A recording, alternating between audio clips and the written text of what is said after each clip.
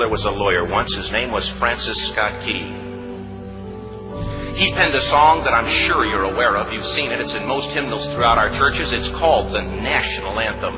It is our song as an American.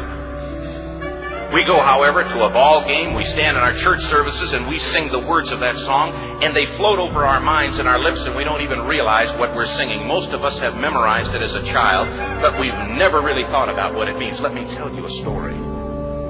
Francis Scott Key was a lawyer in Baltimore.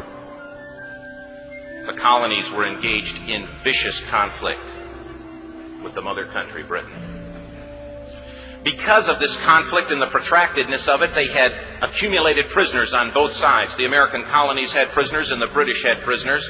And the American government initiated a move. They went to the British and they said, let us negotiate for the release of these prisoners. They said, we want to send a man out to discuss this with you. They were holding the American prisoners in boats about 1,000 yards offshore. And they said, we want to send a man by the name of Francis Scott Key. He will come out and negotiate to see if we can make a mutual exchange.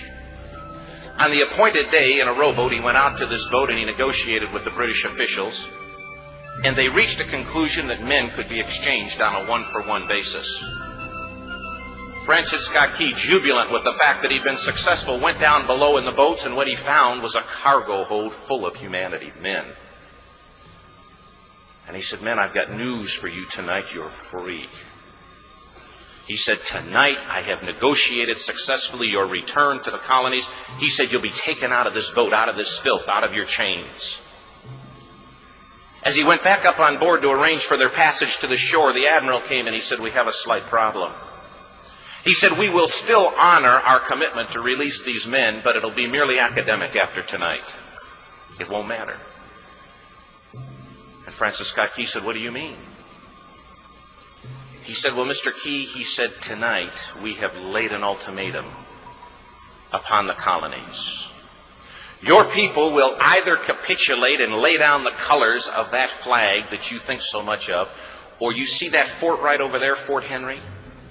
He said, we're going to remove it from the face of the earth. He said, how are you going to do that? He said, if you will, scan the horizon of the sea. And as he looked, he could see hundreds of little dots. And he said, that's the entire British war fleet. He said, all of the gunpowder, all of the armament is being called upon to demolish that fort. It will be here within striking distance in a matter of about 2.5 hours. He said, the war is over. These men would be free anyway. He said, you can't shell that fort. He said, that's a large fort. He said, it's full of women and children. He says, it's predominantly not a military fort. He said, don't worry about it. They said, we've left them a way out. And he said, what's that? He said, do you see that flag way up on the rampart? He said, we have told them that if they will lower that flag, the shelling will stop immediately. And we'll know that they've surrendered, and you'll now be under British rule. Francis Scott Key went down below and told the men what was about to happen. And they said, how many ships? He said, hundreds.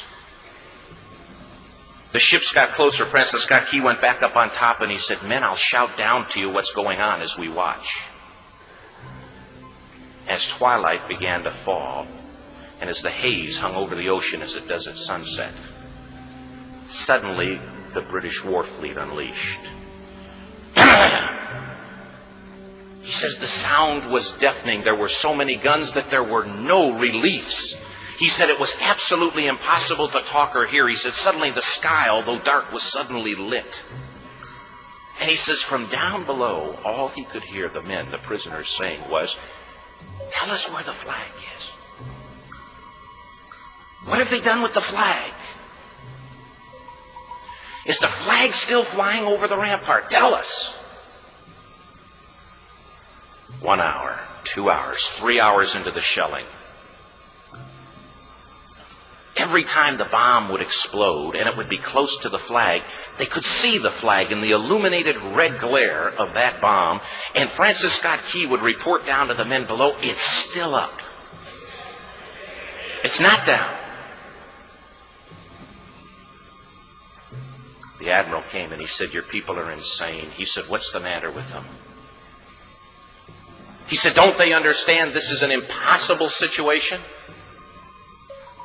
Francis Scott Key said he remembered what George Washington had said. He said, "The thing that sets the American Christian apart from all other people in the world is he will die on his feet before he'll live on his knees." The admiral said, "We have now instructed all of the guns to focus on the rampart to take that flag down." He said, "We don't understand something. Our reconnaissance tells us that that flag has been hit directly again and again and again, and yet it's still flying. We don't understand that." But he said, "Now we're about to bring every gun for the next 3 hours to bear on that point."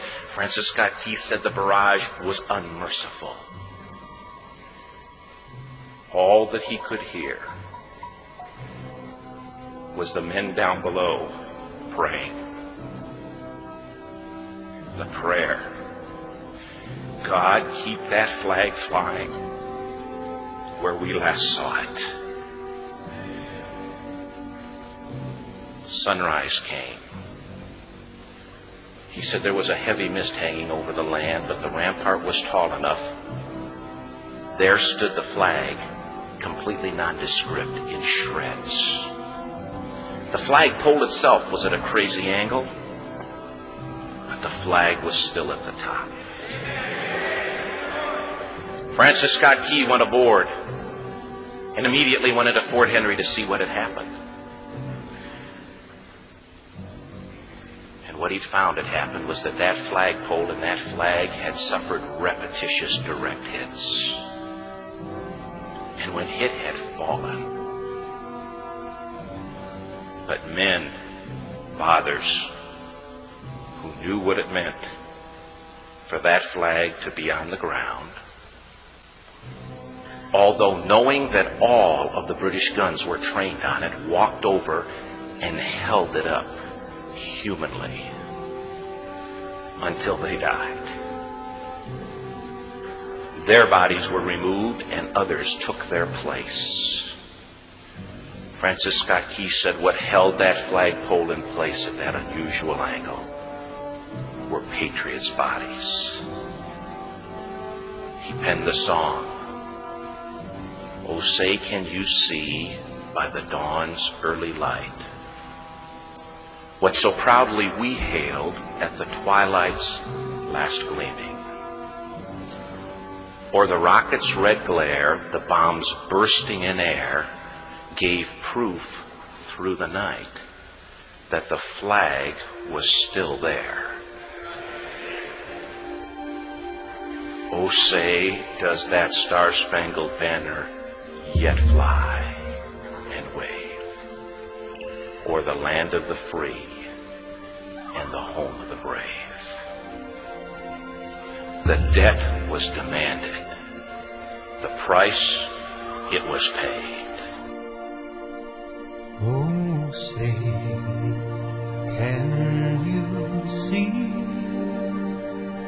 by the dawn's early light what so proudly we hailed at the twilight's last gleaming, whose broad stripes and bright stars through the perilous fight o'er the ramparts we watched were so gallantly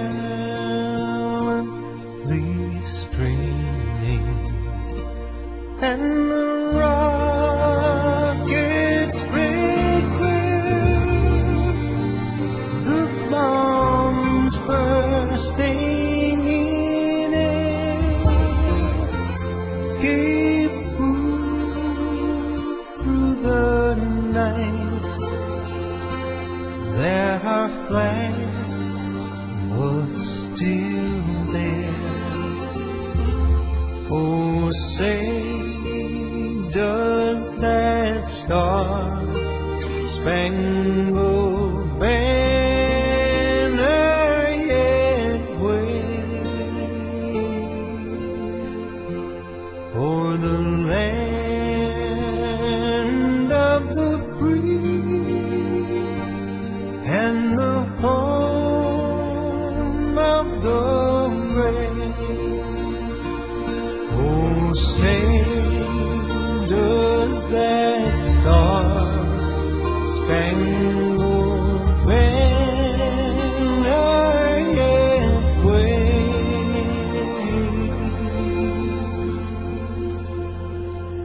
o'er the land of the free and the home of the brave?